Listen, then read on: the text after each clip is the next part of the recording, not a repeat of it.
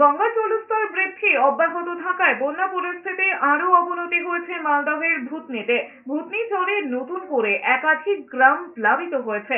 গঙ্গা জলের স্রোতে রাস্তা কালভার্ট ভেঙে যাওয়ায় মানিকচক ব্লকের সদরের সঙ্গে যোগাযোগ কার্যত বিচ্ছিন্ন হয়ে গিয়েছে ভূতনি।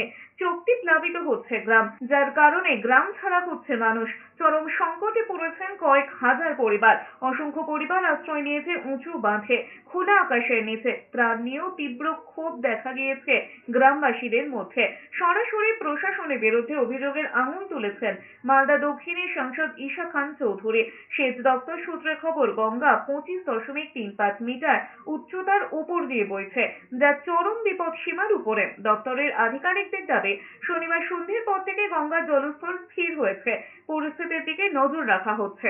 বাড়ি ছেলে ভেসে গেল, এখন তো কিছু আছে না। হঠাৎ করে জল আসলো, আমাদেরকে দানা পানি খাওয়ার নাই না, থাকবে জায়গা আছে কোনখানে আমরা থাকবো, কি খেয়ে থাকবো? সরকার সহ্য করবে না। 100 মিটার গ্যাপ আছে, মাত্র 100 মিটার।